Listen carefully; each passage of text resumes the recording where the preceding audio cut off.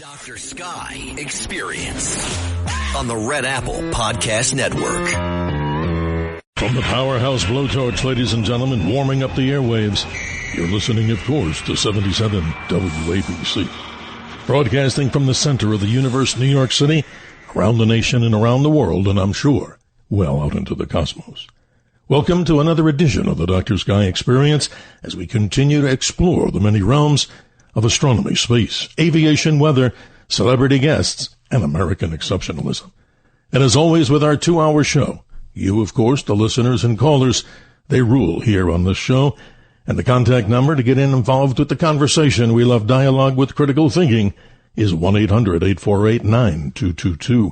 That's 1-800-848-9222. Hoping that your Valentine's Day is full of love, or was, depending on what time zone you're listening to us. And on the calendar, just a quick check, Monday, President's Day, and how about that on Tuesday, the 17th of February, Chinese New Year. To our Chinese friends around the nation and the world, celebrating year 4724, the year of the fire horse. With all these great topics, today we move in, and this morning, into another of our critical thinking and obviously shows that we call Theater of the Mind. Hour number one, we'll be discussing with a very special guest, Jay Bieber, the Executive Director of Policy for the National Motorists Association, talking about what in many people's minds is known as the red light camera ripoff. Yes, continuing on the story of surveillance like we had in a previous show some 24 hours ago with guest Patrick Wood talking about technocracy and transhumanism. Many people believe, and certainly your host does too, that we're losing many of our rights as we sit here, not only listening to this particular program, but all around the world every single day. If you never knew what rights you had, how do you know what rights you lost? And in just a moment, we'll continue on that particular subject because it is near and dear to so many people. Right in the New York City metro area, the increase that's we'll probably forecast to have more red light and surveillance cameras as you drive. And other places around the nation and around the world, many people are seeing this as a major problem. And the backstory goes like this. Motorists are one of the largest special interest groups in the world. The number of licensed drivers in the United States and Canada are well over 250 million individuals, dwarfs the population of most countries. Drivers' rights don't just occur naturally. To protect the driving public from excessive tolls, fees, and fines, and ensure that motorists retain the due process rights afforded all citizens, it takes an organization dedicated to the task. That organization is, and has been for the past 38 years, the National Motorists Association. And with that, let's welcome in our hour number one, let's welcome our special guest, Jay Bieber, Executive Director of Policy for the National Motorists Association. Jay, thank you for being here on the Dr. Sky Experience. Thank you for joining us. It's a pleasure to be with you and your audience tonight. Well, thank you so much. And I mean, many people may be scratching their heads saying, well, wait a minute. We talk about space and UFO subject matters and all things going in the quantum realm. But moving back to what we had as a guest last night, Patrick Wood, he talks very eloquently, like you do, about the very subject about surveillance and how it's affecting people all over the world. So I thought it appropriate, as you and I talked offline, to set this interview up. The problem is rampant, and I'd like you to describe the organization, your role in it.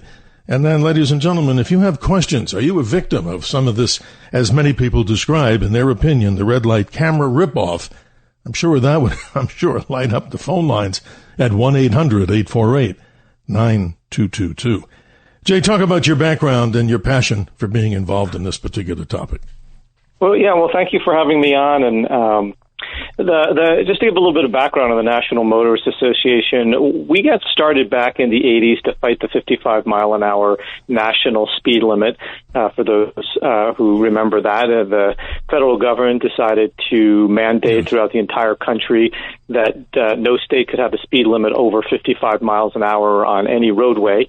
That even extended to rural areas of the country where distances are very, very, very far apart, and it's taking you forever to get there at 55 miles an hour. And people probably remember the Sammy Hagar song, "I Can't Drive 55." So the organization got its start there, and when we successfully won that fight first in the 80s and then across the whole country in the 90s, the organization recognized and the members recognized that there was still a lot of work to do about our freedom to travel in the United States, freedom to go where you want to go, when you want to go, how you want to go without the government imposing unreasonable restrictions on you. And that includes some of what you mentioned, which is automated enforcement and unreasonable speed limits.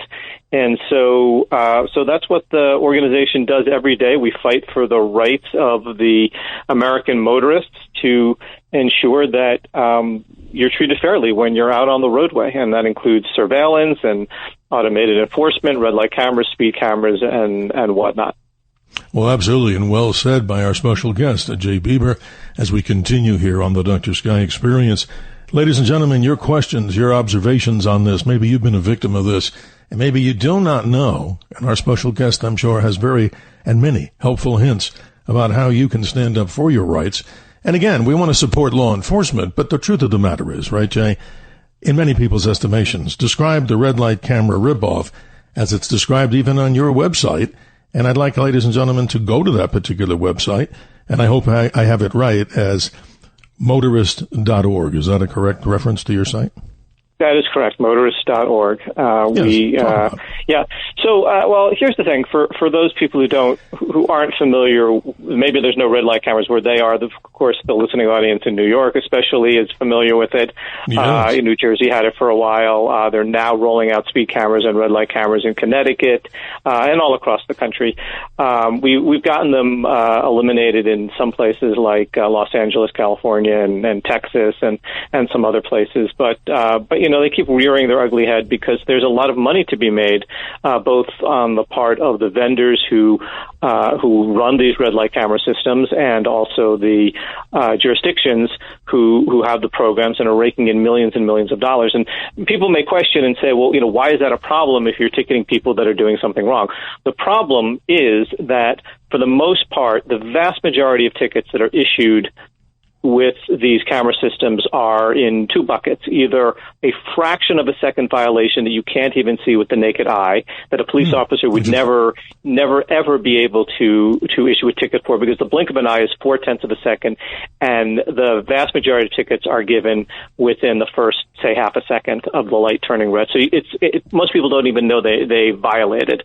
And those are mostly inadvertent violations. I'll explain why we know that. But the other bucket, I'm sorry. The other bucket is is people getting ticketed for slow rolling right turns.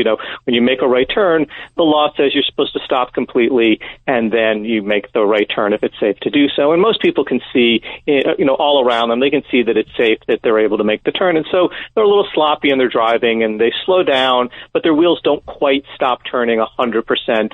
And the camera will register that, and then they will issue a ticket. And in California, these tickets are $500 a piece. And wow. I think New York, they're like $250 or something like that. And so for those people who think, we're ticketing all the bad people, no, we're ticketing people who are inadvertently, for the most part, violating and are committing such minor violations that the police never even pull you over for, and these almost never, ever, ever result in a collision or injury or danger to anyone else. So it's just technical violations, and that's why we're against these cameras. If it was just ticketing the outliers, they would make money on these, and the cameras actually can't stop the most dangerous drivers. We can get into that if you want to discuss that. No, and Jay, this is very interesting. In this early morning or evening, still in the West Coast and other places around the world, I'm sure so many people out there have been victim of this type of thing, or they could be. Mm-hmm. So we're setting up that, that whole warning system here with this particular hour, that people need to stand up for their rights. And if you're going 100 miles an hour in a 25 mile an hour zone, I certainly would agree. And I'm sure everybody listening would say, hey, unless there was a medical emergency, and don't you think you go 100 miles an hour through there, these are minor instances in the most case. And how would you describe it, so I don't put words in your mouth? A cash cow for these cities, and obviously they just keep raking in the money, right? With no accountability, really. That's what we're talking about. Absolutely. And these are just purely revenue generation programs. That's what there are. That's what the purpose is.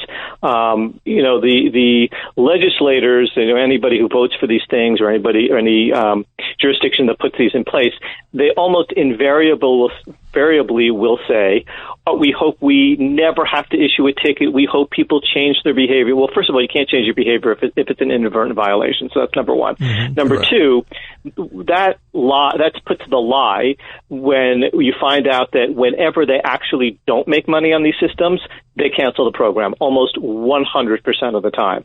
So there's this program in which they claim is only for safety, and they wish they never had to issue a ticket. As soon as they're not making money, and as soon as they're losing revenue on the program, then like when we force them to have longer yellow light times to make sure that people have enough warning before the light turns red, then when that happens and when we force those things on these programs, then they cancel the program because these cameras don't actually make us any safer. Well, Jay, can you give our New York City area and the boroughs any information from the new mayor? I mean, I've heard this. I don't know it all officially. Maybe you have better details. I hope you do. Isn't there going to be a large increase in these type of cameras? I mean, that's one of the things that the city is looking to do, I gather. Tell us more. Well, look, there are people with certain political persuasions who believe that they can't get enough of your money, and so if this is a way if this is another way to generate revenue for all the wonderful programs they think the government should be doing, then they're more than willing to do it. And there's another portion of this, which is, I can't tell you what's in somebody's hearts and mind, but we do know from a lot of things that have been stated, maybe not with this particular mayor yet, but these people are generally hostile to people using their cars. They don't want you to use your car. They want you to be on government-run transportation. They want you on the buses. They want you on the subway. They want you, they don't want you to get in your car and drive somewhere.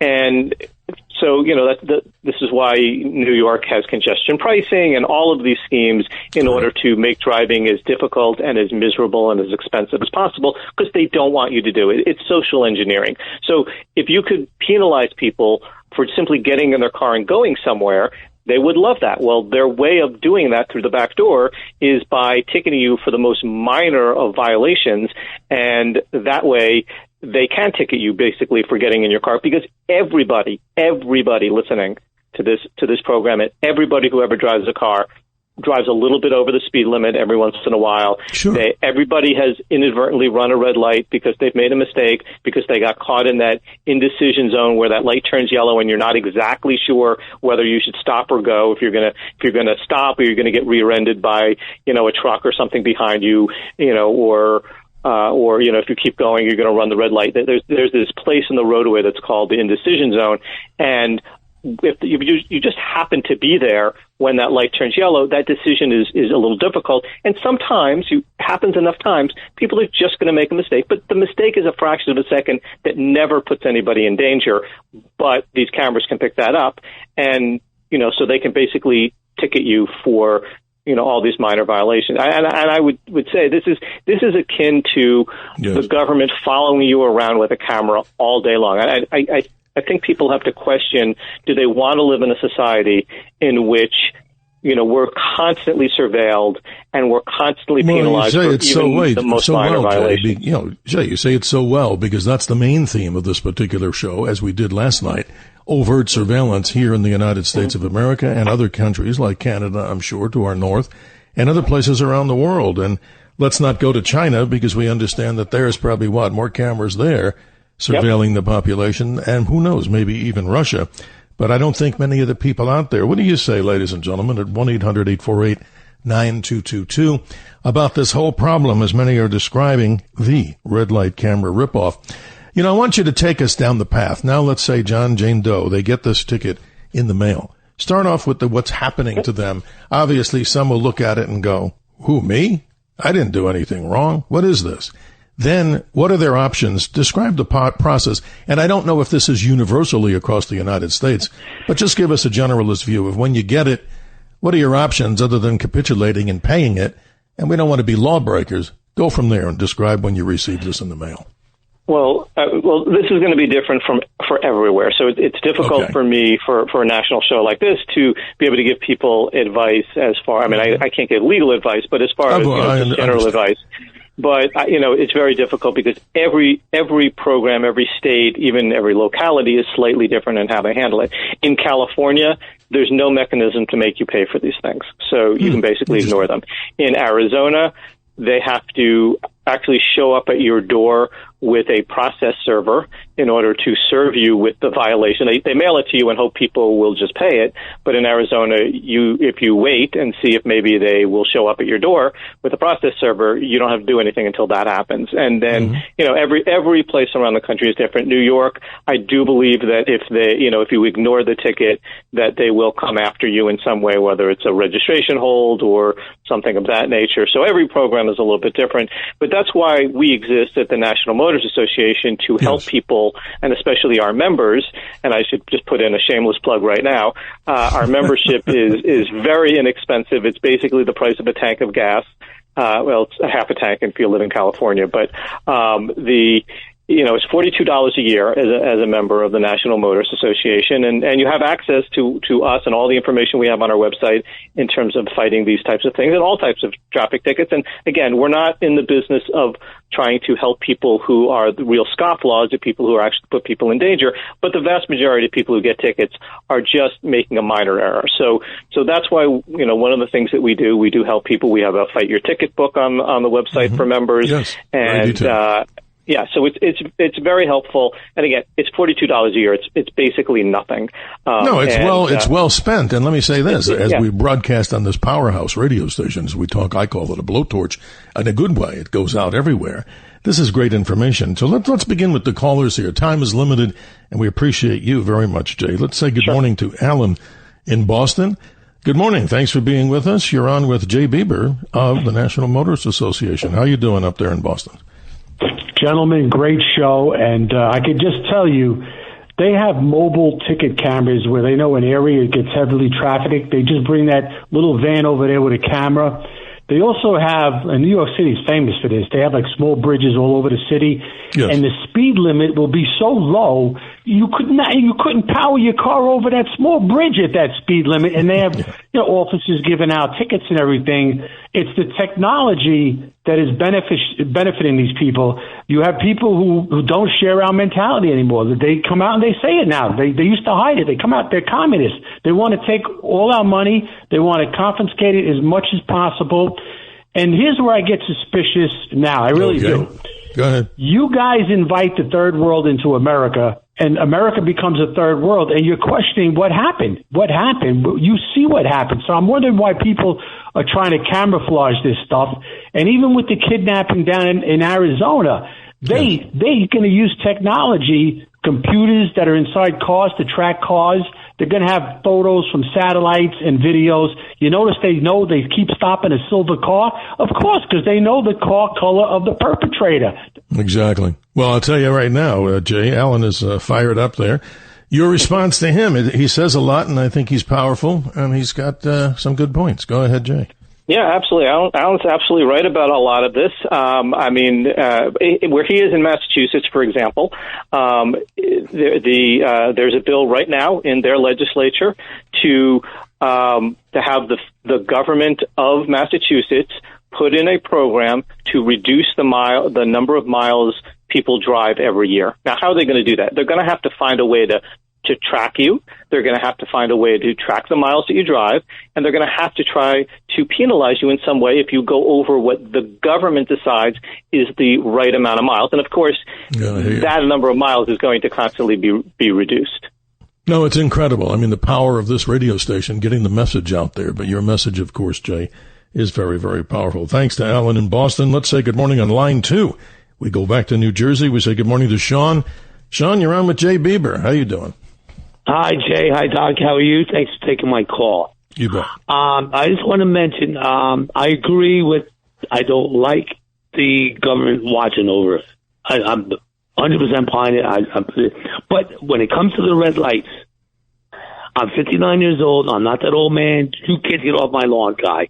But I see people running red lights all the time. Not by a split second, blatantly, all the time. My car insurance has doubled. I have not gotten a ticket or been in a car accident in my life driving. Okay? And I have a problem with people that blatantly run red lights all the time here at the Jersey Shore. Well, let me let Jay respond here, Sean. You bring up powerful stuff here because you're right. I mean, if somebody's going through there, zipping through way over the speed limit, I believe, and I think Jay would agree, that's a ticketable situation. But Jay, you're the expert on this on our show. Respond back because I think you're talking about something a little bit different with the turns and a few other things when you're going, let's say, way, way below a speed limit. So in other words, is it just yes or no in this situation? You're guilty, you're not guilty. Describe back to Sean what he's describing here. Right, and look, and I certainly can appreciate Sean's position on this because, but here's the thing. First of all, I'm originally from New Jersey, so and I know the shore very well. But what I would say is this: that I think that if you recognized sort of all the abuses in the system, and New Jersey had a red light camera program, and it was incredibly abusive, and they canceled it because it wasn't making the roadways any safer, and it was basically ticketing for the most part the average person like Sean, who every once in a while makes a mistake. We all agree, everybody agrees, that anybody blatantly running a red light, way after the light has been red, then that person deserves a ticket. But the cameras only can record it. They're not going to stop it from happening. And a lot of those fall into two buckets. Number one is possibly, and again, it would depend on the situation, is was the yellow light time long enough? And here's how we know that in many cases the yellow light time is not long enough, which is when you increase the yellow light time, the number of violations that are captured by these systems plummets by like 75, 95%. And then they don't come back. So some people say, people just adjust. They don't. So we've tracked these things over 2-3 years, and those violations don't return. So I don't think Sean would want a system which was mostly ticketing just little minor violations. What he's talking about is a system that only tickets the people who are blatantly running the red light, whether it stops them or not, penalizes them. And the problem is if you have a system that only does that, they can't make any money off of it. There's not enough of them. And so follow the money, right. There you go. Yeah, and so I understand John sees that as somebody running a red light, but understand also in New Jersey and in most places that as long as you cross the limit line, which is the line either right before the crosswalk starts or the first line of the crosswalk, once you pass that line, you are entitled to keep going. And so while it may sometimes seem like the person is, in the intersection or running the red light when the light is red, they may have actually crossed that limit line right before, like a fraction of a second before the light turned red. Exactly. And it looks like they ran the red light. And again, I'm not saying what it is because you have to look at each case individually, but to a lot of people, they don't recognize that maybe that person was actually not a violator. You need a camera to exactly, Jay. To be and able we're to up against the break here, the big hard break coming up. And if we haven't gotten to you, ladies and gentlemen, in the hour, a very quick hour with our very special guest, who are we speaking with? Jay Bieber, Executive Director of Policy, the National Motorists Association, talking about the concept of the red light camera ripoff, as many people believe it is. So much more to come here on the Dr. Sky Experience. Always grateful for our special guests. And again, we're continuing on this subject as we, move into the story of American exceptionalism in hour number 2 with what I consider to be some very important points as you at 1-800-848-9222 have the opportunity to join us. We will be right back. The Dr. Sky Experience on the Red Apple Podcast Network.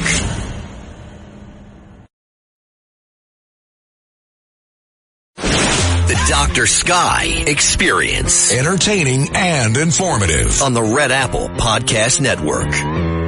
I can, in good conscience, allow the U.S. government to destroy privacy, internet freedom, and basic liberties for people around the world with this massive surveillance machine that they're secretly building.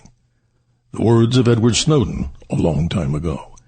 As we continue at 33 minutes after the hour, our very special guest as we move to the top of hour number 1, Jay Bieber, Executive Director of Policy of the National Motorists Association.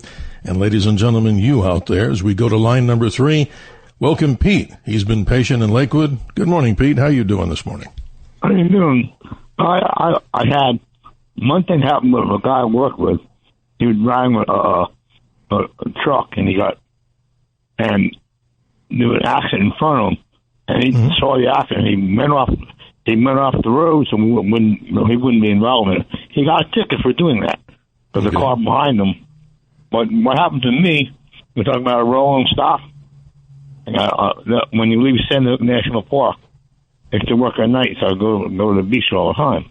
And when you come out of San Diego National Park going south, the road is a sharp curve as you go on to 36 South. So you gotta stop and then pull forward. I can't do a rolling stop.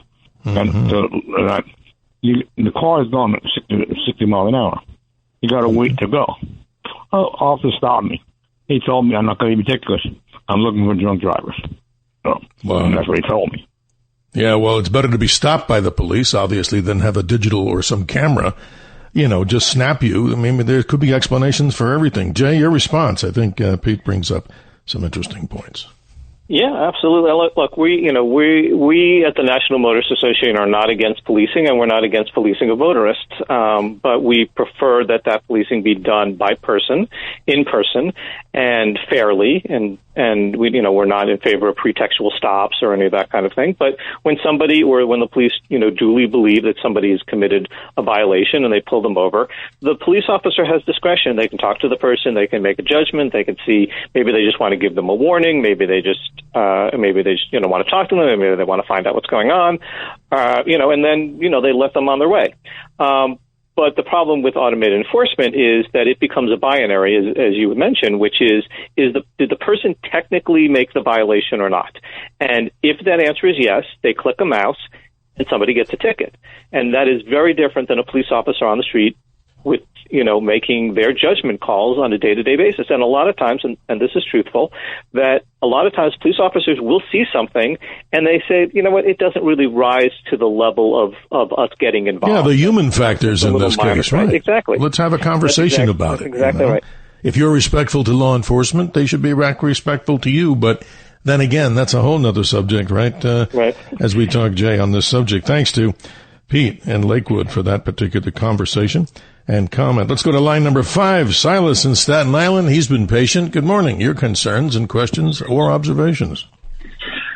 Yeah, basically it's a money grab because even they do with the license now.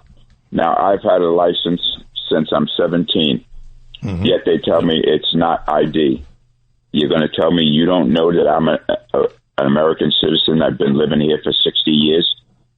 And they're going to make me pay $30 to get a real ID.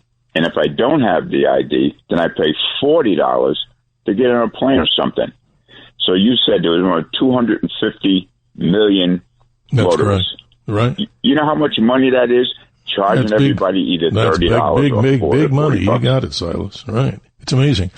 That's a whole other subject, too, with the whole national ID.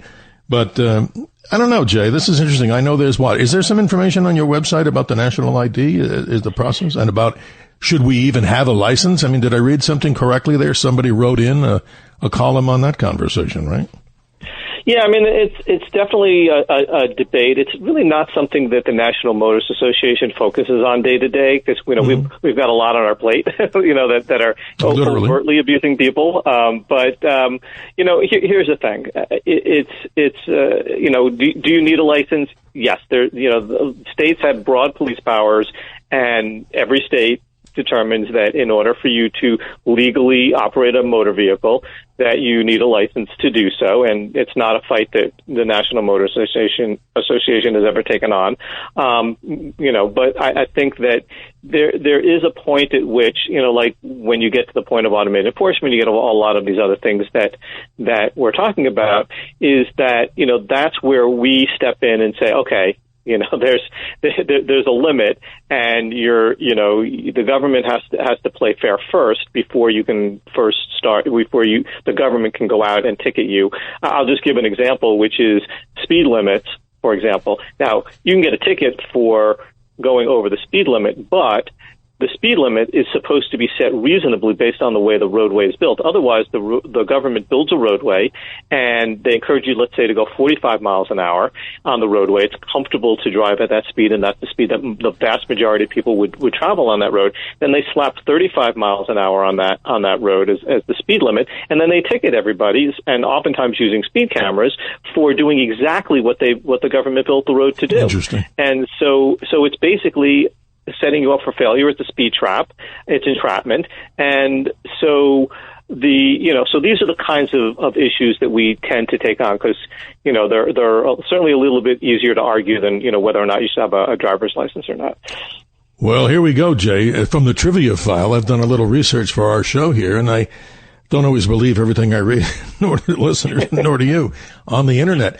Allegedly, according to this report, the highest speed that was ever had a ticket associated, to it was a driver in Texas, and the ticket was for someone going 242 miles per hour. Now, that's not a misprint. That's what I was reading twice. I confirmed that. That's amazing. I mean, what kind of vehicle would you have to do that? I was going to say exactly the same thing. I was like, which car is that, and how do I get one? Could have been a Bugatti Veyron. Somebody said that's like, I don't know, I think that went 300 miles an hour. But again, ladies and gentlemen, we don't condone excessive speed. And I'm joking, of course. We don't condone unreasonable speeds. But here's another thing that most people don't realize is that our interstate highway system is modeled on the Autobahn, which, as many people know, and sections of the Autobahn, there's no speed limit. You can go, 100, 120 miles an hour. I mean, they do a lot more driver training there, so people are better equipped to do so. But as far as the design of the roadway is designed to handle, our highways are designed to handle speeds 100 miles plus. I'm not encouraging everybody to go out now and do that, but as far as, the roadway being able to handle it, and even our vehicles being able to handle it, that's not a problem. It's a question of whether the drivers are safely doing so. And most people also may remember that there was no speed limit during the day in Montana for a long time, and that's right. That when I moved from New Jersey to California. That's an interesting fact, Jay. But here's another interesting fact, that if you were to go to court and you wanted to be a wise guy or a wise girl, don't say this to the judge if you're trying to get some kind of mercy. If you can explain it logically with critical thinking, don't say, as they listen to the Dr. Sky Experience, hey, I heard the guy on there tell us that the speed of light is 670 million miles an hour, which is what it is, the speed of light. But, Your Honor, I wasn't going anywhere near that speed. So there you go. A little lighthearted as we move through here. Let's continue. You are lighting up the phone lines, Jay, as I would imagine, on this subject. Thanks to Silas before in Staten Island. Let's go to line number 1. Robert in Queens. You are on the air. Your concerns. Have you ever gotten one of these type of tickets? If not, your concerns. Tell us. Got plenty of them. They just put one in my neighborhood, and the viewers the listeners should understand that at least in New York, I live in New York, it started with only speed cameras only for schools, school districts, because drivers were not paying attention when kids were coming out of buses. So it says only going to be in schools. Then it started expanding everywhere else. There's one right near my block. There's not even a school nearby. But so usually it's always a pretext. They say, "Well, we're doing it to save lives, and we don't want people getting hit by cars." But then once they start, they don't stop. See, that's the problem. And now it's gotten so out of control. Yeah. Interesting. And there's no one fighting back. And my question also is, does all these speed cameras and red light cameras, are they mostly in like liberal states? Because I don't think like states run by Republicans have all these restrictions, right? Wow. I don't know if that's true, but David, you bring up some good points, and I hate to cut you short because the clock runs here. But if Jay would give a response back to this, we appreciate your concern. You're right. What color is it? Red and blue states? Who has more, if there is such a thing? What say you, Jay? Well, here's the thing. I mean, It's probably true, and again, we don't have specific statistics on this, that more states run by people who are more likely to, believe that the money that you pay in fines is going to do good by them collecting it.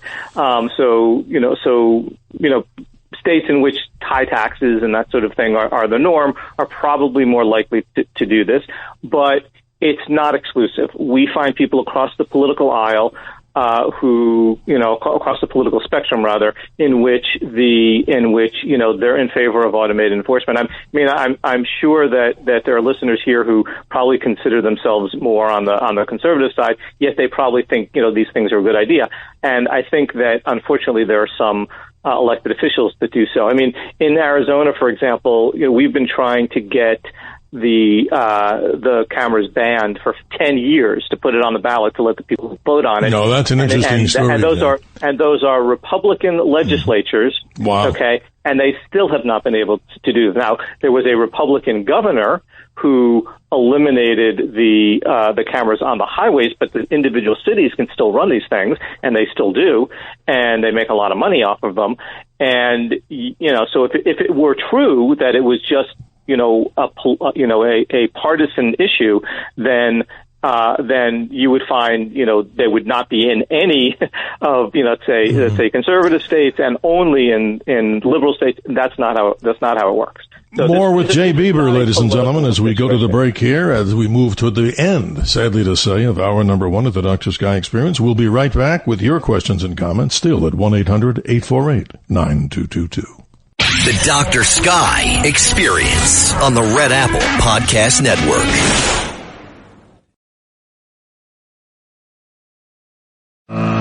The Dr. Sky Experience. Entertaining and informative on the Red Apple Podcast Network. He's been patient. Anthony in Long Island, you are on the air. Good morning.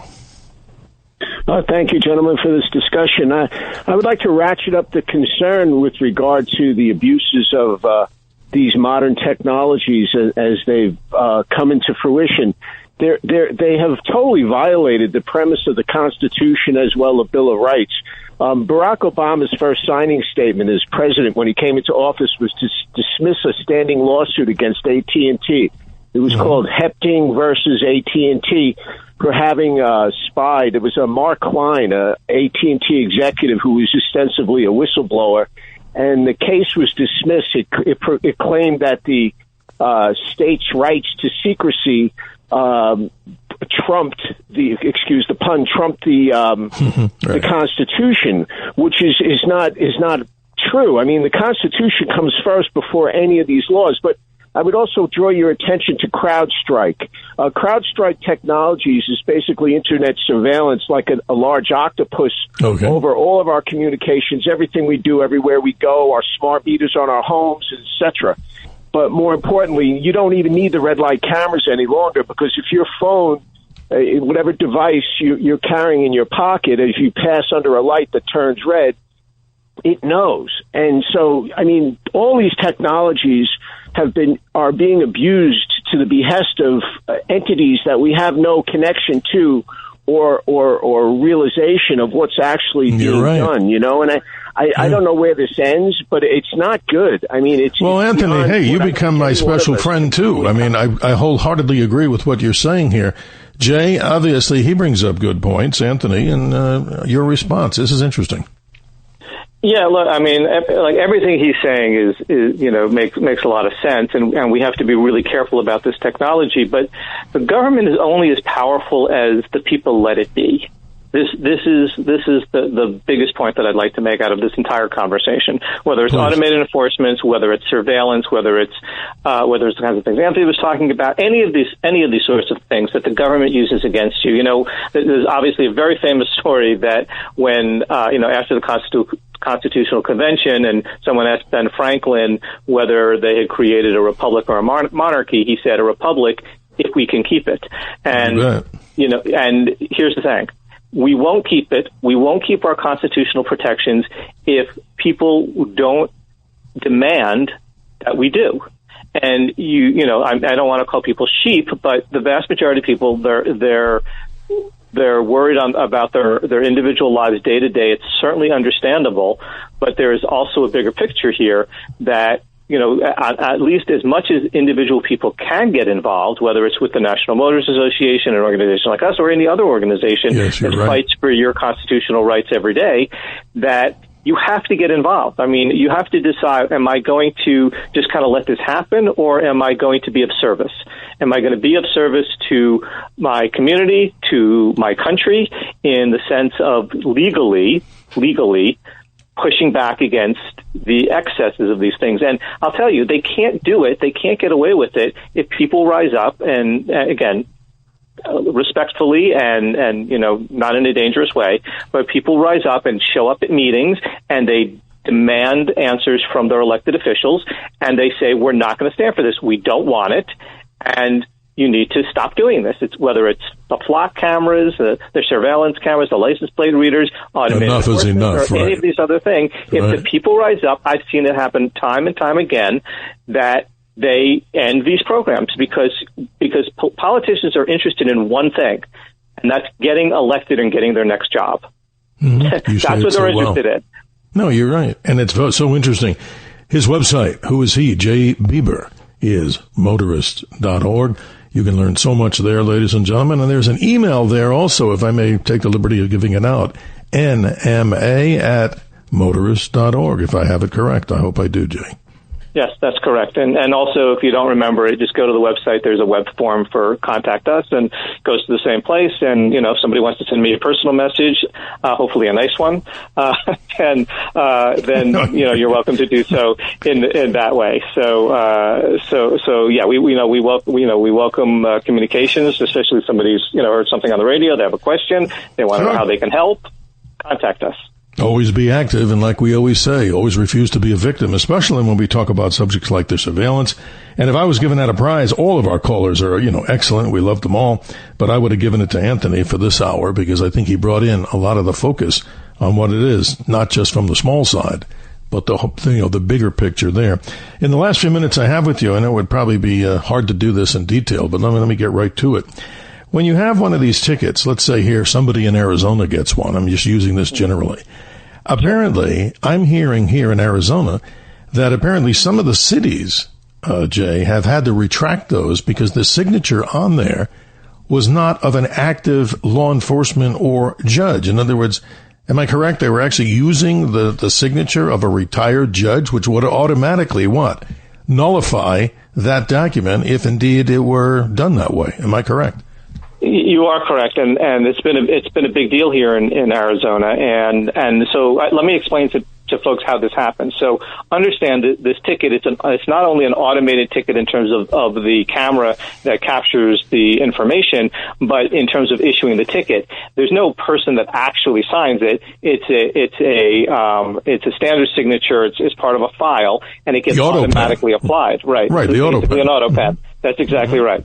So what happened in this particular case that you're referring to is that the judge who had signed these tickets, that judge had retired, but nobody realized it, and so they kept using this quote unquote auto pen with this judge's signature for many, many months, and this has happened apparently in a number of places, and so at least one city is having to refund, I think, 2 years worth of tickets. That's literally millions of dollars. And wow. And you know what? I'm not shedding any tears for them. No, I hear you. I shed a tear for the taxpayers who are actually going to pick up the bill. You better believe it. You're right on this. You're the sleuth, and this is interesting, and I always appreciate your words here on this subject. And also, define once again. You were saying in many cases there's markers on the street in this perimeter, like in the box. Describe that, because sometimes. If people just pay these without doing an investigation, well, tell us more, because there's certain lines that you go over. How does that work? Certain data that's being collected. Right. So first of all, I can't cover enough of it in this short period of time. So Understood. People should go to our website, and if you can't find the information there, send us an email. But let me give a quick thing. So in Please. most states, and this is actually different in Arizona, in most states, before the light turns red, you have to get to what they call the limit line. Now, that limit line is going to be is going to be a painted line on the roadway before the first line of the crosswalk, or if that's not there, the first line of the crosswalk, or if there's nothing there, and that's very rare for a signalized intersection, then it would be the entry to the intersection itself, where where the curb lines kind of imaginarily go across the roadway. The problem in Arizona is that Arizona is unique from every other state, which is they don't, even if you get to that limit line, you're still not safe. You have to get all the way, the nose of your car has to get all the way across that line of the intersection, that curb line, the extension of the curb line. So you have to get another 20 feet before that light turns red, and most people are going to get a ticket possibly because of that extra 20 feet is depending on how slow you're driving, that's another half a second. And again, every fraction of a second with these cameras matter. Like I said, the vast majority are issued within the first half a second. So if you eliminated that, you'd eliminate most of the tickets. And so it's a trap. It's a red light camera trap. The other thing is, if you ever get one of these tickets, you have to make sure that the yellow light time is set properly. Every state has different protocols for that, but there is going to be a standard almost everywhere. So you have to find out where that standard is. We can help people figure that out, and also figure out whether or not the state has followed their rules first and foremost. And we almost always encourage folks, if to at least think about fighting back to start with. Don't just roll over. Even if, there's places where, you can just, instead of just paying the ticket, you can take traffic school or something like that, and at least avoid the point on your license. Sure. And things of that nature. So there's ways to not just kind of get completely rolled over, but understand the goal is for them to take your money. That's what they want. They want your money. I hear you, clearly. That's right. It's a cash cow. And, through this hour, short as it was, I hope, ladies and gentlemen, that with these special guests, may wonder, we go off a little bit on the rails, but proudly, when we just don't always talk about astronomy, space, aviation, quantum physics, and mechanics, we have celebrity guests, and every once in a while, stories of American exceptionalism. And again, I really appreciate you, Jay, for spending time with us. Motorist.org, learn so much more. There's a plethora of information there. And as you mentioned before, why not join if you want to fight and at least, have your money go to something that is obviously part of the fight and, to be part of the solution. So we really appreciate you on this one. And I appreciate the opportunity to join you and your audience. And we should do this again sometime. Yes, I would like that. And the feedback, again, ladies and gentlemen, if you have emails for me, it's drsky@wabcradio.com. We always try to solicit other guests that people out there may think should become here behind the microphone and also in front of the microphone. We can't guarantee everybody that, you may send us, but we do appreciate your commentary, and I'm sure Jay would appreciate commentary back. Thank you, and I wish you the best, and watch out for those red light cameras. As the story goes, the red light camera ripoff as other people have said, off of the website that you're so proud to be part of as the Executive Director of Policy, the National Motorists Association. Have a good morning, and hope we do talk soon. Thank you so much. Thank you so much. Always a pleasure. As we come up to the top of the hour, ladies and gentlemen, in hour number 2, we continue with our subject matter of American exceptionalism. We'll be speaking with author. He's been a guest here a number of times, Drew Allen, author of a number of books. Yes, America's Last Stand. When will you vote to save? Well, hopefully you will vote to save, or maybe if you don't, maybe America could be destroyed. And his other book, The Martyrdom of Charlie Kirk, For Christ and Country, and so much more. And for our Sky Report, for those people that wonder, hey, we do talk about the realms that are way out there in the universe. We find, of course, as the coincidence of Chinese New Year, it's not by coincidence. Their year, 4724, is always centered around a new moon. The lunar cycle is at the new phase on the 17th, and thus the beginning of a Chinese New Year, or as we say in the world of astronomy, a new moon about to be born from the dark of the moon as it continues.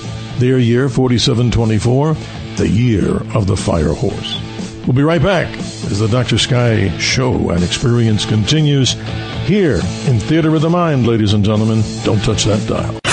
The Dr. Sky Experience on the Red Apple Podcast Network. The Dr. Sky Experience on the Red Apple Podcast Network. Hour number 2 continues, ladies and gentlemen, with the Dr. Sky Experience. We appreciate all of you out there that bring forth many of your questions and comments at 1-800-848-9222. If you're a first-time listener to this particular iteration, we call it Theater of the Mind, as we talk about in the conversational role of dialogue and critical thinking. The topics that we normally talk about: astronomy, space, aviation, weather, and celebrity guests in the mix, as you hear many of the promos from so many of these wonderful individuals who are alive and have also passed on to the infinite. But stories of American exceptionalism, ladies and gentlemen, what does that mean? And that, I think, in this particular hour, will get a much better definition, just in case you were curious, and I'm sure you are. Our special guest for this hour is Drew Thomas Allen. He's the West Coast Vice President at Publius PR, a premier communications firm where Allen has worked as a publicist for many of the biggest names in politics: Charlie Kirk, Peter Navarro, Dr. Naomi Wolf, Dr. Ben Carson, Alan Dershowitz, and Carrie Lake, just to name a few. In addition to running PR campaigns for some of the most recognizable names in politics, Allen is a widely published columnist, in-demand political analyst on radio and television, and, how about this, the host of the popular Drew Allen Show podcast. With that, a hearty welcome to Drew Allen. Hey, thanks for being with us again. I always appreciate your information that you pass on to this audience. How you doing? Oh, man, it's going to be an amazing show tonight. Jay Bieber was amazing. What a great segue. Anthony, what a great caller. This mention of, the 1787, Benjamin Franklin, who was an 80-something-year-old man coming out of the Constitutional Convention in Philadelphia. It was the summer was hot. They'd been sweating in there for 4 months, and they came out. And Elizabeth Powell's the one, by the way, who came up to him and asked him point blank, hey, yes. Well, actually, it's recorded in history. So she said, well, doctor, what have we got, a republic or a monarchy? And he said, a republic if you can keep it. And it's very important. Perfect for the circumstances today. And, of course, the trivia question that people like Jay Leno used to ask these questions on the street corner to see how much we know about our civic responsibilities. The question would be simply this, kind of humorous in a way: what president is on the $100 bill, right? And that makes no sense at all, because Benjamin Franklin was not a president. There you go. But Drew, on a serious note, so many interesting things to talk about. I mean, one of your books, America's Last Stand, Will You Vote to Save or Destroy America? Take us back in the time machine. This was about the election. It's hard to believe that we're in 2026 already. Give us a synopsis of that, because it was kind of a reply back to what the Biden administration, in your opinion, was not doing, and where we stand today. Tell us about that. Oh, yeah, well, it's amazing. I mean, I remember vividly, I went on Eric Metaxas' show, and he said to me, you're the second person, to say that, this is an inflection point in American history, the most important moment since, the Revolution, the Civil War, and now we have this election. And he said, well, that's me and you that believe that and have said that. And it was absolutely true. I mean, it was such a big moment. So I wrote this book to explain to people kind of where we were at this moment in history, how significant it was to our future, and what we risked losing if we lost that election, if we didn't elect Trump over Kamala Harris. And, it's a timeless book because it covers the history of the Democrat Party. It records for history and posterity, what we endured, what we suffered under the 4 years of the Biden administration. And it argued, to get back to this is what we're always fighting, right, in this country, to get back to basic principles. Mm-hmm. Take us back, your early childhood, or who knows, maybe it's just recent. I don't know. It's always, everybody has a different revelation and a timeline. Your passion for this particular side of the political, spectrum. Tell us a little bit more about yourself, because apparently you've traveled to Italy, and I think, not putting words in your mouth, that was a decisive moment to see. So we get a definition from you of the term American exceptionalism. What does it mean to you from your early days? Yeah, look, I'm kind of a unique bird. I grew up in a conservative family. I grew up listening to Rush Limbaugh on the radio, WABC, right? Yeah. Rush Limbaugh's station. And but I wasn't, apart from my father and listen to Rush in the car, I was surrounded by liberals my whole life. I went to an elitist all-male college prep school in Dallas, Texas, Jesuit. And then I went to Pepperdine, which is kind of conservative-ish, but I was a theater major, which wasn't, conservative. And so I was an actor. And then I moved to New York City to be an actor, to pursue that. So I lived in Manhattan, East 62nd, between 1st and 2nd. I lived there for about a year. And then I got this crazy opportunity, which is a story for another time, but it led me to Milan, Italy, where I was 23 years old. Kind of my first real significant job out of college was working for Marc Jacobs. So, people in New York City know Marc Jacobs in the fashion world. So I had no retail experience, but I spoke some Italian because I'd studied in Florence in college, and I had this, I loved Italy so much, and I put a lot of effort into learning the language.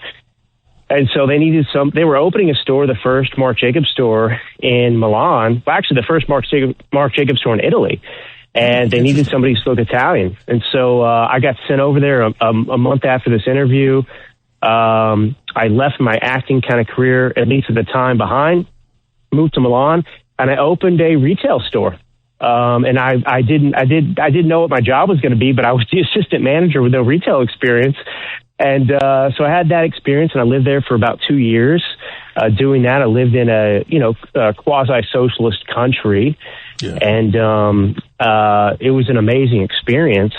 And it changed my life, too, because as much as I love Italy, I really do. You won't find anybody who loves Italy more than me. I saw what was different about kind of Europe, other kind of experiments out there, and the one I had grown up a part of, which, of course, is the greatest experiment in human history, the most successful, which is the United States of America. And so my point is simply that I've been incubating with liberals and people who don't think like me my entire life, and yet they have failed to convince me to come to the other side. Interesting.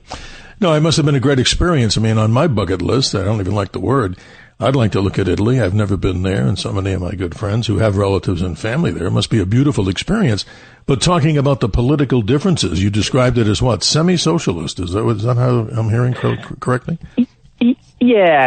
I mean, it is a socialist country. Very few things are pure socialism. They allow certain aspects of capitalism in there because capitalism works and it provides some kind of economic opportunity.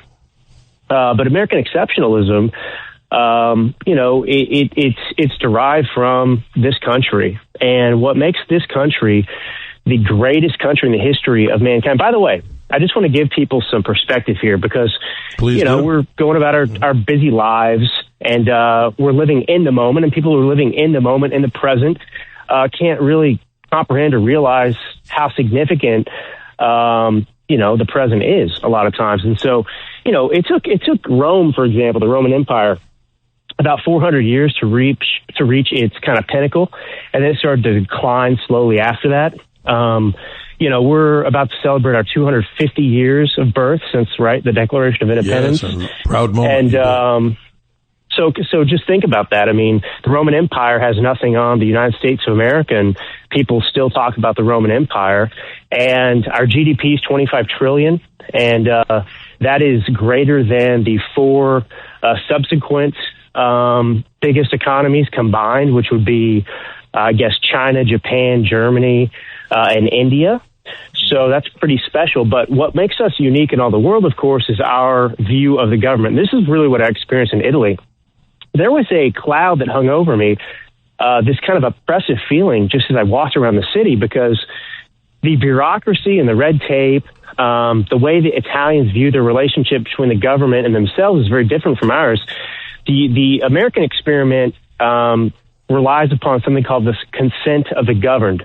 And what that really boils down to is our Constitution, which is a contract between us and our government, which deems we, the people, the citizens, exactly, as the master, and the government, those who are in positions of power, as actually our servants. And so the battle we've been involved in for all of mankind's history, and even now in the United States of America, is that. Do we still declare ourselves sovereign? Do we still declare ourselves master? Or are we going to fall back into this chasm that all of world history has experienced in other countries today, And in the past, which, these people like Italians, they believe that, their rights come from the government. Here, our rights don't come from the government. They come from God, our creator. You bet. No, you say it so well, Drew. Our special guest, Drew Allen, he's an author, a publicist, and, ladies and gentlemen, an all-around good guy, in my opinion. We've talked about things. The subject here, as we move into the Dr. Sky experience, with every so often the conversation, which we're proud to talk about, American exceptionalism, and people, of course, that can explain it better than myself as we live this, as we move to the 250th anniversary of the United States of America.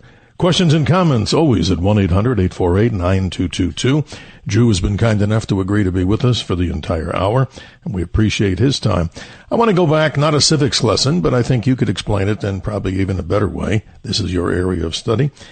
Many people in legacy media, we keep hearing democracy, democracy, democracy. Though we are a representative democracy, if that's a correct term, I think I have it right from my own education. But we do not hear what the real thing is, and that we are a constitutional republic, and help define that to people out there that may find that, well, as a new revelation. That's what we are, a constitutional republic, as opposed to just a democracy. Yeah, look, a direct democracy is a disaster. That's what the Greeks experienced in Athens in the past. People that want to exploit people's emotions, which is predominantly what the Democrat Party relies upon, emotional arguments, they can convince you to do all kinds of stupid things and make stupid decisions. So our founders, the founders, all of these systems that were set up in the past, there were all versions of tyranny of one form or another, the founding fathers were aware of. And so they decided to set up something radically different, which was a constitutional republic. And that's not it's a form of democracy, but it was a radically new form of democracy. And so that's why we have 2 senators for each state. And then you have a House of Representatives, of course, which is apportioned based on the population of each state. And so in that sense, there is a intentional slowing down the process to make decisions. And so one of the most frustrating things about our system for many people is that it's slow and it's hard to get things accomplished. But the reason, and I think overwhelmingly it's beneficial, because we can't go and do stupid things that alter this country to the point that we, eradicate ourselves off the face of the earth. And so you have a lot of congestion, obviously, in the House and Senate, and a debate's required. And that's really the roadblock of, that's not the roadblock, sorry, that's the kind of one of the foundations of this country, is its debate. Charlie Kirk represented that, other people as well. And they understood, like Charlie would say, if we stop talking to one another, we stop debating, we have violence. And it was very astute observation. That's right. And he took on those that disagreed with him and wanted to have a civil kind of conversation. But wow, I don't know if I'd have the patience, and I would always hope and pray I could. When you're sitting out there putting yourself in that particular environment, I mean, some of those people were just downright rude as hell. But the reality in the situation, Charlie wanted the conversation with them because who knows, in his mind, right, Drew, he thought there could be, and he did convince many others that maybe there is another side to what they thought they were right about. 1-800-848-9222 as we explore the definitions of American exceptionalism. A very special guest, author and publicist Drew Allen. His book, of course, that we started the conversation off, a book back in 2024, America's Last Stand. Will you vote to save or destroy America? And you know this because so many of the greats that have appeared here on this great powerhouse radio station, Talk Radio 77 WABC, the likes of Rush Limbaugh and so many others, and even, well, the late Charlie Kirk, he had an opportunity here and was likely, and very well liked as he broadcast from this powerful station. The station, as you probably know, and many people hear it all the time, they talk about, and they mean it. We all do. Truth, justice, and the American way. Fascinating stuff, Drew, and it's just really interesting. I want to also jump into, before we go to the big break at the bottom of the hour, the second book, The Martyrdom of Charlie Kirk, For Christ and Country. Talk about this, because I have so many questions about your relationship with Charlie, and I'm sure many of the people out there who followed Charlie would certainly like to hear if they have questions about that, too. Tell us that. Well, look, first and foremost, I don't claim to be Charlie's best friend. I was his publicist for a stint for his second to last book, Right Wing Revolution. Mm-hmm. I do know people who were very close to Charlie Kirk, and I think my message is actually more powerful in a way because his death forced a transformation in my own life. And, the older you get, you understand this. Everyone listening understands this. The older you get, the more people die. And I've had so many relatives and others die in my life. And for a moment you pause and you start to think about mortality and then it kind of fades and you go back to your old routine. Charlie's death changed me. So I would say the person you're talking to right now is absolutely a different person, a different Drew Allen than existed before Charlie died. And that's predominantly due to the fact that we had so many similarities. I've got an almost 3-year-old and another daughter. I've got 2 daughters, one almost 3 and one who just turned 1. His kids were about the same age. Right. He believed the same things that I did, and he was killed for his beliefs. And I cried for a week after he passed away. It was just this intolerable pain that I felt, and I wanted to understand why. And so part of the book, For Christ and Country, The Martyrdom of Charlie Kirk, is explaining that experience and how it transformed me. And what I realized, I wanted to dig into Charlie more because, I've been the publicist for Tulsi Gabbard.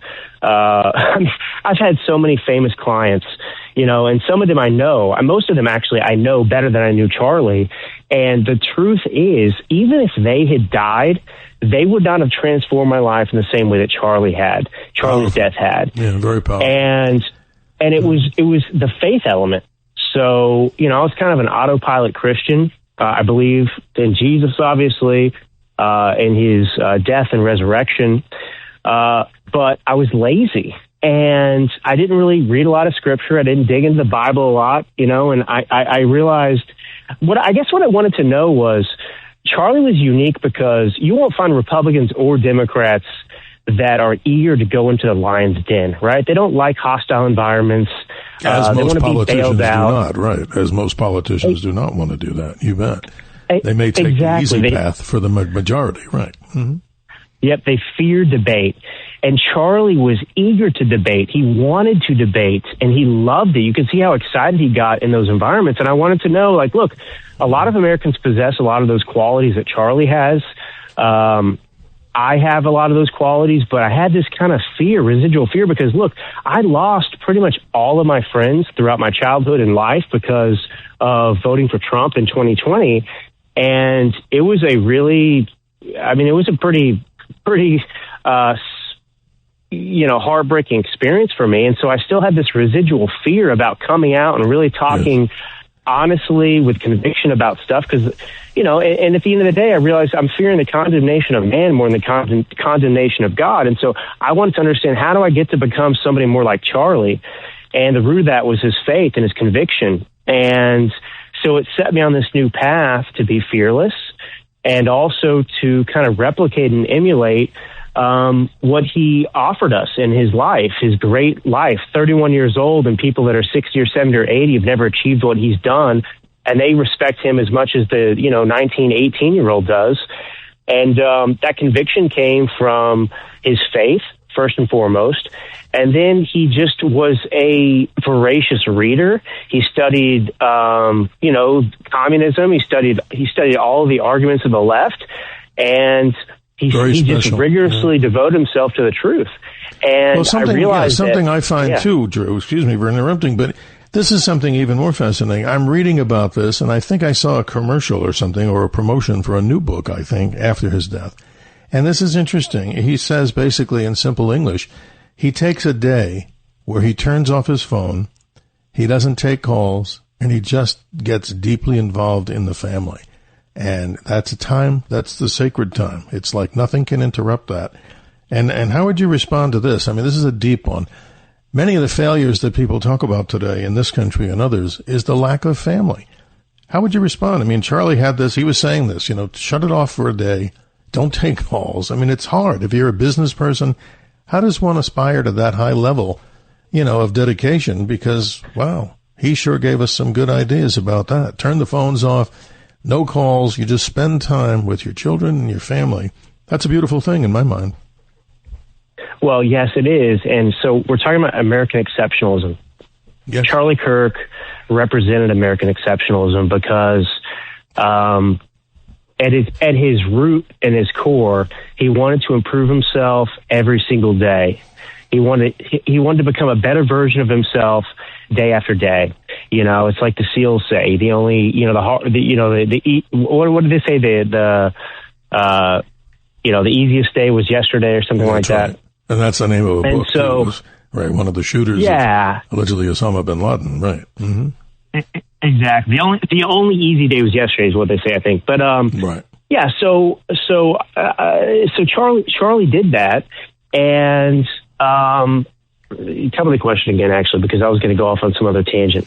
No. What we're talking about here is, again, what Charlie had said to people, and I think it's so amazing. It's a simple thing, and yet, listen, the power of what he was saying is, you know, for all of our busy lives, we just took a day, you know, he's just making a suggestion. Spend the time, turn off your phone and go back to the devotion of your family, because in my humble opinion, you know, I'm not the only person who thinks like this, the lack of a good family, and, you know, that's probably the root cause of so many of the problems that we have. The family is the building block. Amen. Yeah. So, yeah, it's priorities. At the end of the day, like the secular world tells us that what's going to bring us happiness and fulfillment is success, our bank accounts, you know, how we're perceived in terms of, you know, our reputation. And all of that is actually false. And I've learned this through the school of hard knocks of my own life. And your family is absolutely fundamental and important. And so the idea that he would actually celebrate the Sabbath, right? So he would put his phone in a drawer at, like, you know, whatever, at the end of the day on Friday night, and he wouldn't take it out again until Sunday. You know, he was making himself available to his family. And the problem with modern technology, of course, is that we're expected to be available 24/7 to everyone else. And the upshot of that is that we don't pay attention and we don't tend to the garden that is our family, which is the greatest thing that God can give us. And I can speak to this personally because I've got 2 young girls and a wife. Yes. And I struggle with this all the time because I don't. You know, you're focused on making more money or, you know, your career. But the only thing that really matters at the end of the day in terms of your legacy is your children. And Charlie Kirk understood that the nuclear family, a mother and father, husband and wife, and their kids was throughout history the most important building block to a healthy society. And we've seen the left in particular in this country chip away at that and deny that truth. And it's led us to a place where we have violence in this country. We have fatherless homes. We have children that are being basically brushed aside or even abused in the name of progress. Wow.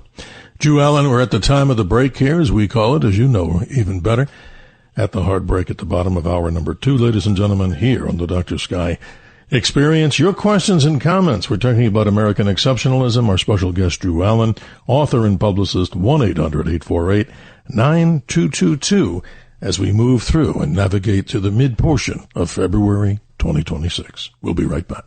The Dr. Sky Experience on the Red Apple Podcast Network.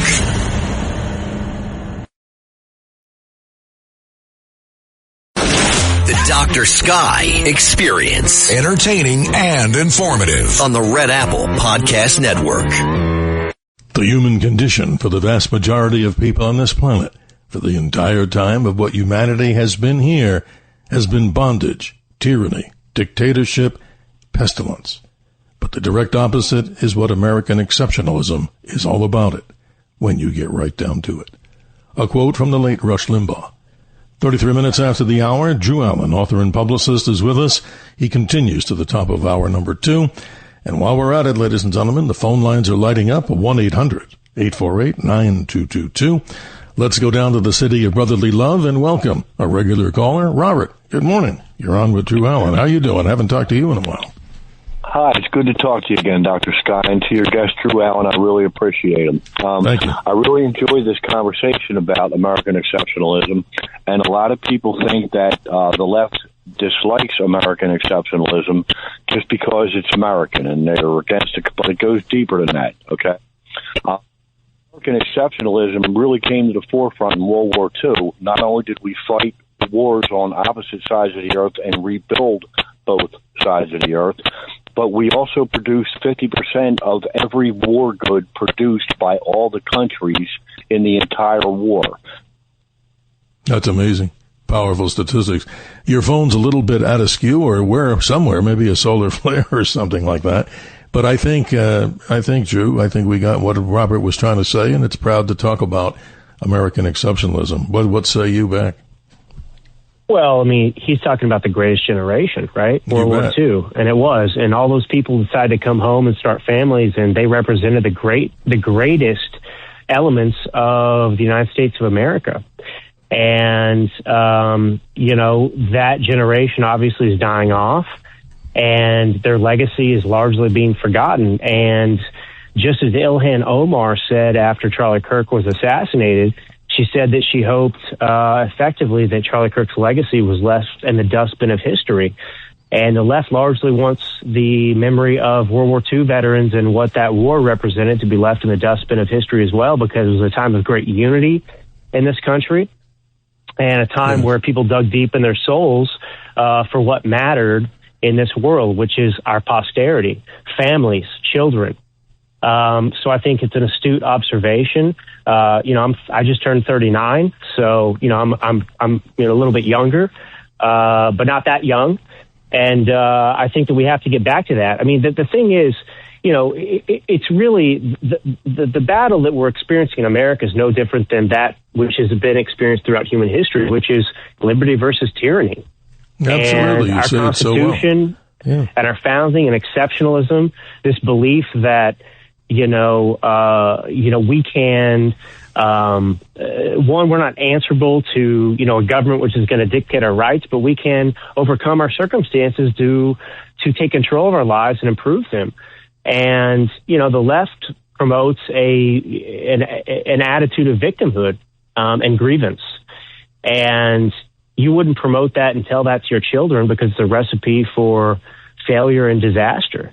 And one of the biggest problems we have in this country is that we tell people that failure or, hardship is something they shouldn't experience. But in my own life experience, getting to where I am, it's full of hardship. It's full of failure. And everyone has their own life experience, of course, but, failure is a necessary obstacle in the pursuit of finding, our true roles, true fulfillment, etc. You can't find it without failing. You're exactly right. We're here with Drew Allen, ladies and gentlemen, author and publicist, 1-800-848-9222. If you have commentary, talking about many things, American exceptionalism and this moment in history that's coming up this year, the 250th anniversary of this great nation, the United States of America, as we talk with you around the nation and around the world. I got to ask this may be a little tough to answer, but I'm going to take a stab at it. Anything that you can share with us on the latest information on the assassination of Charlie Kirk? I mean, it all from a ballistic standpoint doesn't make any sense to me because, I'm a shooter. I regularly did this with LE and I still train. I mean, that's another side of me that maybe people don't know, but I'm not the center of the conversation. What can you tell us? I mean, it seems unbelievable that somebody who's on a roof using a rebored German Mauser, which is originally in an 8mm configuration, to reboard to 30-06, they say. Who's they? The ATFE. From that distance, I mean, God bless, if a headshot like that was done, it would be worse, the description, and horribly, would be worse than the Kennedy assassination. And then you see something strange. Any update? I mean, tell us if you know anything at all. Well, I mean, this dispute goes to whether Tyler Robinson is the killer or someone else. And I immediately afterwards, I called a guy who I know who's a friend of mine, who's he was a former Delta Force operator and Delta Force sniper. Okay. And he actually told me that was an amateur shot, that, most people who had some experience with firearms could make it, and that, it was a sign of his, inexperience that it wasn't a headshot, right? No. He hit him in the neck. I mean, if you were going to try and kill somebody, right, you shoot him in the heart, you shoot him in the face. Mm-hmm. And this guy, kind of missed the target, if you will. I believe personally, based on the evidence that's out there that I've seen, that Tyler Robinson is the shooter. And the biggest missed opportunity for me in all of this is that, we have a climate of dehumanization that we can chronicle from Rand Paul's broken ribs by his Democrat neighbor to I forgot about that one. Right. Mm-hmm. Go ahead. Bernie Sanders supporter who almost killed Steve Scalise, House member, as he opened fire on the House Republicans who were practicing for the baseball game. The attempted assassination of Donald Trump, obviously. You've got a climate of hatred out there that is targeting, quote unquote right wingers. And, there's the whole trans movement too. That's kind of the most radical element of the Democrat Party right now. Which, their manifestos, whether it's Audrey Hale, who shot up the Covenant School in Nashville, or a week before Charlie Kirk's assassination, you had another trans shooter who opened fire on children sitting in the pews in a mass. It's just horrible. All these people, right, doing these horrible things.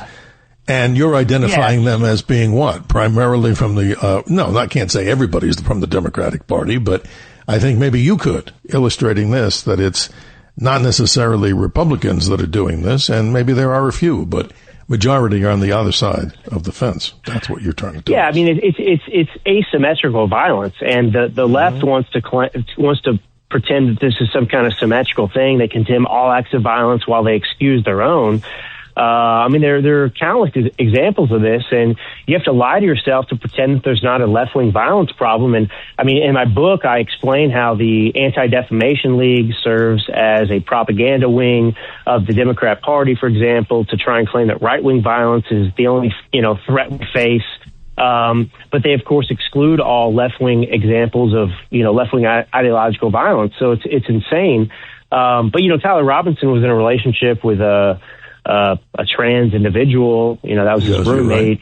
Right. And so to me, it's not surprising the least this leads to it.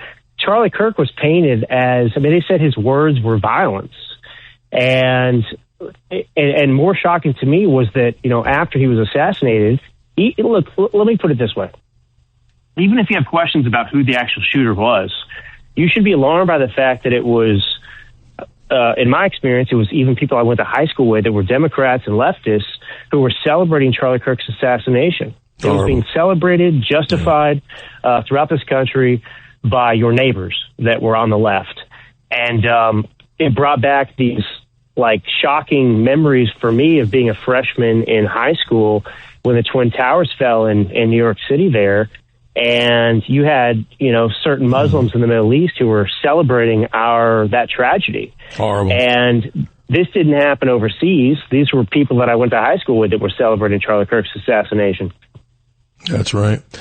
On my wall in one of my rooms here, I have a big American flag with the names of every, at least from identification, every victim of the 9/11 tragedies, not only in New York City, but of course, all around the country that day. And never forget, ladies and gentlemen, that's horrific. I keep reading about it. I'm not a conspiracy guy, and I certainly don't want to change topics here, but that is amazing as we celebrate the 250th anniversary of the United States of America. This is very interesting. Drew Allen joins us, if you're just joining us, ladies and gentlemen, to the top of hour number 2. He's an author. He's a publicist. And his books, the 2 books, unless he's got something else going on, and I'm sure he does, America's Last Stand, his original book, Will You Vote to Save or Destroy America? And then secondly, a very powerful book, I'm sure, The Martyrdom of Charlie Kirk for Christ and Country. So much information here. And if you haven't gotten on the line yet, as far as on the air, please stay there.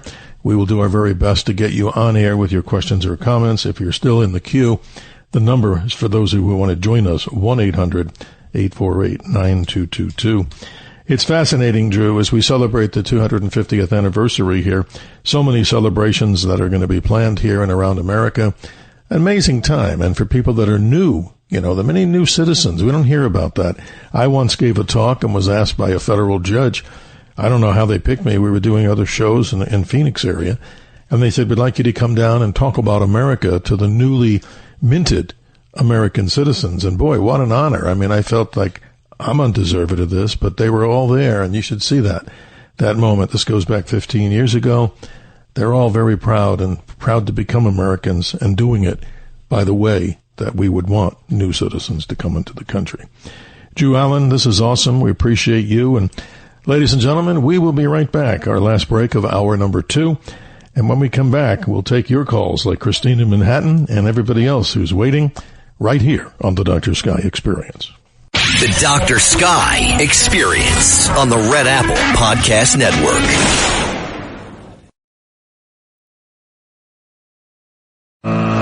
The Dr. Sky Experience. Entertaining and informative on the Red Apple Podcast Network. The price of liberty is responsibility and eternal vigilance. Those beautiful words go to, quote, unknown, but they make so much sense. 46 minutes after the hour, we continue with our very special guest, Drew Allen. And also, let's go to line number 1 right now. Time permits. Let's say good morning to Christine in Manhattan. You've been patient. Good morning to you. Good morning, Dr. Sky. And boy, I was listening to the comments being made on your great show, and it's clear that they're trying to destroy American society. And the way to destroy society is to destroy the human family. And I was watching the killing fields about the terror in Cambodia. They were teaching people, they had a picture of father, mother, and kids lined up as a human family, and a knife severing the hand of the adults from the kids. You can't have a family. The objective is communism and globalism. If you have you have to have communism to have globalism. Then you have an imperial dictatorship. You lose everything.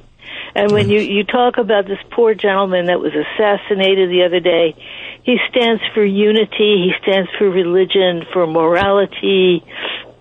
There's so many things going on, like the trans teaching in school. That's not a good example to set for your kids who expect to grow up and get married and have kids of their own.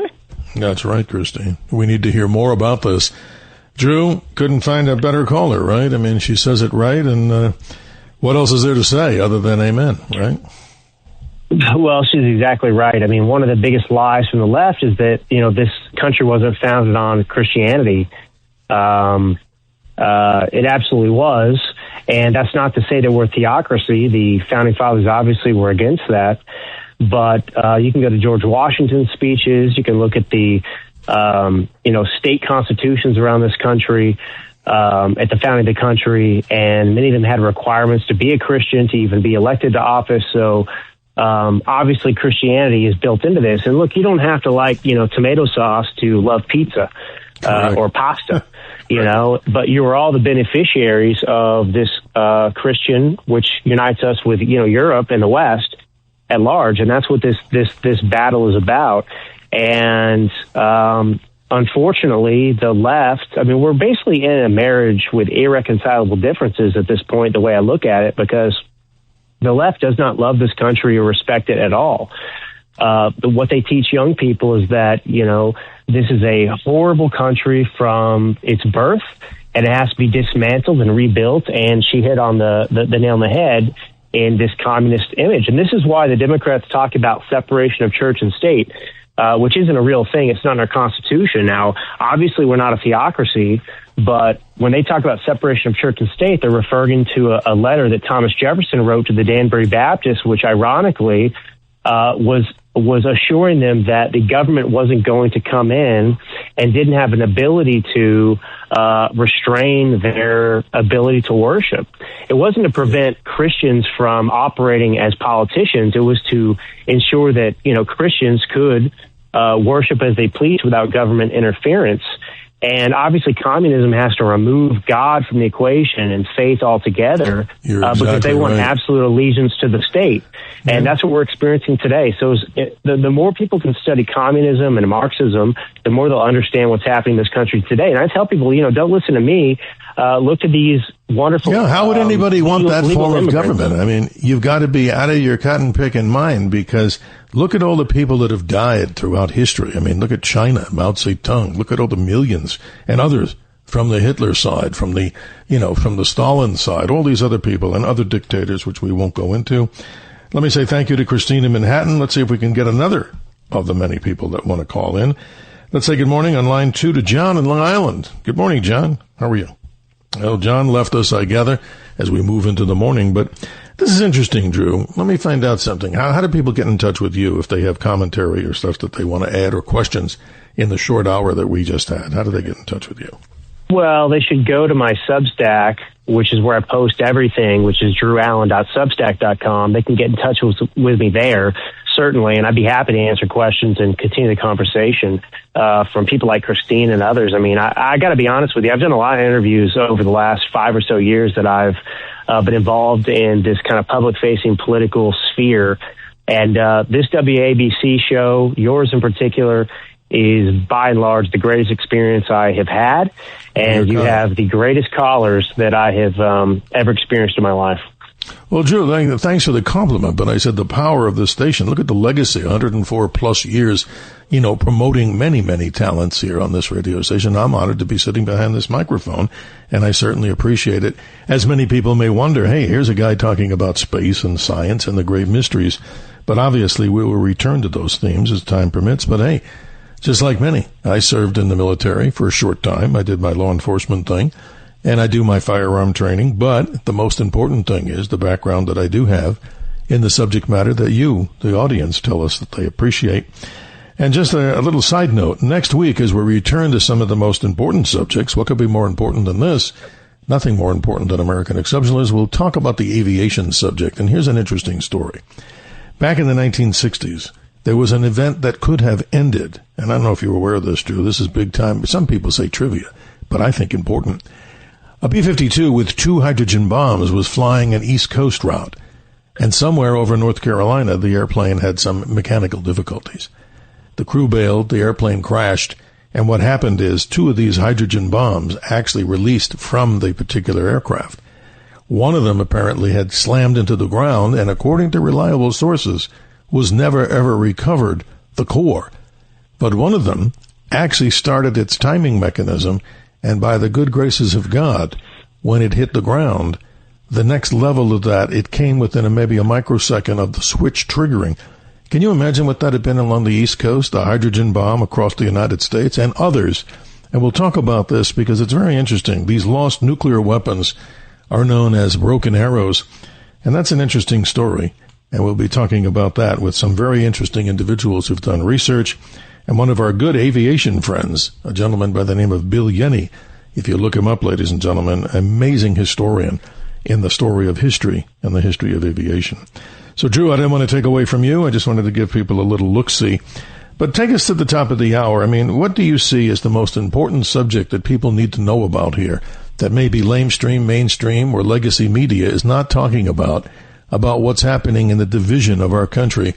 What to you seems to be one of the most important issues that need to be talked about? Well, I think it comes down to the foundational differences between the kind of left and the right now, which is that, one side wants to tear down this country and the other wants to preserve it. One believes this is a nation worth preserving and saving and continuing, for hundreds of years, and the other wants to fight against that with, every breath in their body. These midterm elections, that first book I wrote, about America's Last Stand. Look, that was an inflection point in American history. Everybody fought hard to get Trump in office. And if we lose these midterms, it's all going to be in vain. And so you're right. These midterms, Trump is on the ballot. You're going to see, just relentless impeachments if we lose the House of Representatives and certainly the Senate as well. So you've got to get in gear here. And, I was telling you earlier, that I had a conversation with Newt Gingrich. I interviewed him on my podcast, The Drew Allen Show. Oh, wow. And one of the things we talked about is since being a parent, it's changed my perspective on politics too, because I'm a parent 24/7, full time till I die. I've got to look out for my kids. And one of the things that's happened in this country, which is unfortunate, is that most Americans view their role as citizens as, every 2 years or every 4 years. But as Newt Gingrich reminded me, it's a 365-day a year, 24/7 endeavor. And exactly. I'm very optimistic on America. I'm very happy.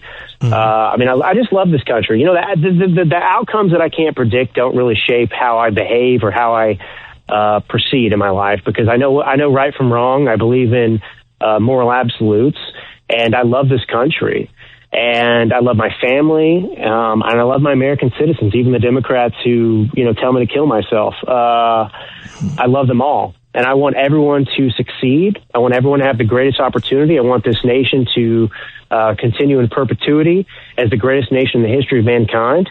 And we can do that, but the burden's on us to inform people. And the left just has slogans and lies. And so therefore it's up to us to educate ourselves like Charlie Kirk did and go out like a Christian. The Great Commission from Jesus was go forth and make disciples of all nations. And we've got to take that responsibility seriously and do it every day. And we are a constitutional republic. That's something, I kind of grate when I watch these different programs or listen, not here, let's say, but other places. And it's amazing. You just hear democracy, democracy, democracy. And it's like, whatever happened to the simple thing of the absolute truth? A constitutional republic, much, much different, even though we could be described, right, as a what? Representative democracy. I mean, that's a little bit more accurate than just saying democracy. And that's not a civics lesson right now at this early hour in the morning. But you're right. Celebrating American exceptionalism is something that obviously, preach it from the highest pulpit, get out on the street and talk about it. And everybody out there who hopefully can have a change of mind. But again, you don't hate your enemies, but you want to sit down like Charlie Kirk did and at least be able to debate them. And hopefully that will continue so that we can get more people to believe that American exceptionalism is the answer from all race, colors, and creeds that are here, that come into our country the legal way. What say you? You get the last word. Well, look, it's indisputable this is the greatest nation in the history of mankind. And, it's amazing that so many people don't want to ask why. It's not happenstance. It's not an accident. It's because of the unique ideals and the ideas that the founding fathers put forth in our Declaration, our Constitution. And, for people in this country to hate it so much that they want to tear it down, it's a non-starter for me. And so we've got a lot of work to do. We've got to educate young people. Barack Obama's out there announcing recently that he's excited about using his presidential library in Chicago to create more social justice warriors. And so this is what we're up against. But, I'm excited about it because, look, we're on the right side of history. And, as Bad Bunny said, love conquers hate. But the reality is that we're the ones who love. We love this country. We love our citizens. We love our children. We want to protect them. And so you need to find conviction in that, and you just stop, accepting the false premises of the left and go out there and just do what you can do in your own communities. There's a lot of ways to save this country. And not everybody's going to be Charlie Kirk, but, that's a great starting point. Well, Drew Allen, many thanks to you. We'll have you back, of course, and keep us posted on your latest revelations and new iterations of topics that you're going to produce as far as being a book author. And again, giving us an enlightening hour on the subject of American exceptionalism. We thank all of you, ladies and gentlemen, for joining us, all the callers. And next week, of course, returning back to some of the major themes that we talk about, the great mysteries of the universe from the realms of astronomy, space, aviation, and weather, celebrity guests, and, of course, the story of American exceptionalism. And a big shout-out to our helmsmen, Tony and Bill, who make sure that everything's happening as it should with this powerhouse radio station, the Big Blowtorch, Talk Radio 77, WABC. Hope your Valentine's Day was great. Peace and love to everyone. Yes, indeed. And clear skies as we talk to you next week with great information. Thanks for listening to the Dr. Sky Experience. You can hear the Dr. Sky Experience Saturday mornings, midnight to 2 a.m. If you like the podcast, share it with your friends and listen anytime at WABCRadio.com and download the WABC Radio app. Hit that subscribe button on all major podcast platforms. Plus, follow WABC on social on Instagram, TikTok, Facebook, and X. See you next time for a new episode so you never have to wonder. What the heck is going on here?